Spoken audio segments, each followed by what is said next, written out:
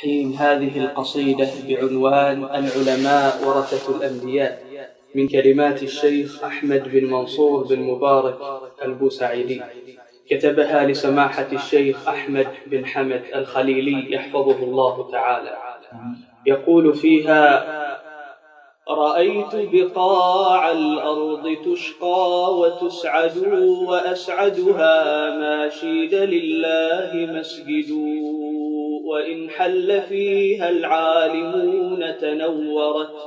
وصار دجاها نيرا يتوقد،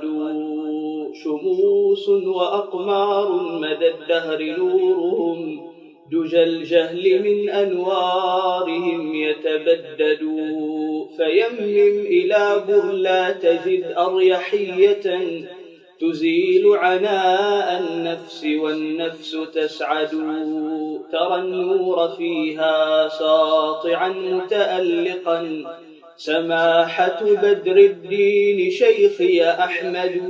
وريث رسول الله في العلم والتقى، فما شرف أسمى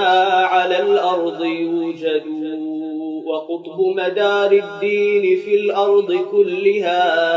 فما لضياء الشمس نكران يجحد، مجدد دين الله من نص فيهم، حديث رسول الله ذاك المؤيد، ترى قسمات النور تبدو بوجهه، أشعة إيمان به تتوقد، ومنطقه فتوى بعلم وحكمة، يلين له الصخر الذي هو جلمد، وإلا مست كفاه من صار مبتلى بداء، فربي ذلك الداء يبعد، طبيب لداء الجهل نور بصائر، لمن صار أنوار البصائر يفقد، وأوقاته تحكي سحائب رحمة، يغاث بسقياها سهول وأنجد، وتشعر إن لاقيته أنس ملتقا، ترى خلق القرآن فيه يجسد، له قلم سيال نور مداده يؤلف أسفارا، سناهن سرمد،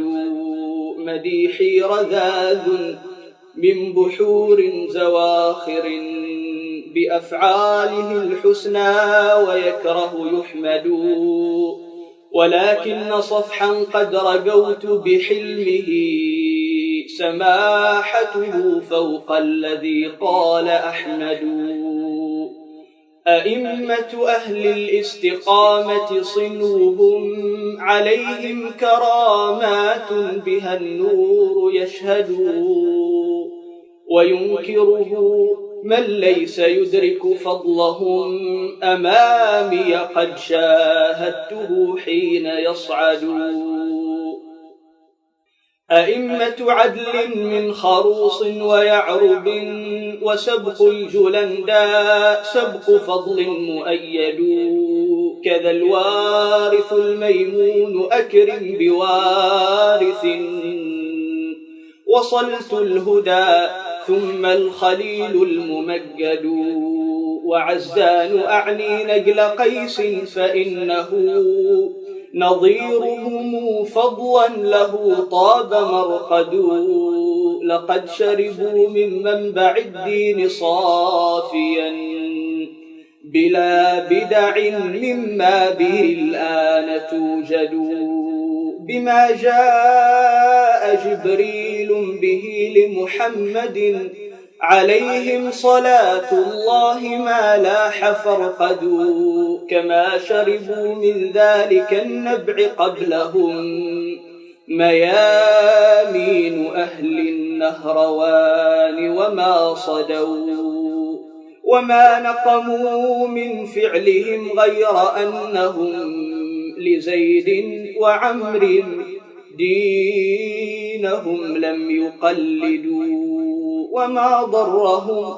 إذ لقبوهم خوارجا لقد سب خير الخلق والله يشهد فنحن بحمد الله نمشي على هدى إمام لنا خير البرايا محمد عليه صلاة الله ثم سلامه مدى الدهر ما غنى الحمام المغرد كذا الآل والأصحاب ما قال منشد رأيت بقاع الأرض تشقى وتسعد.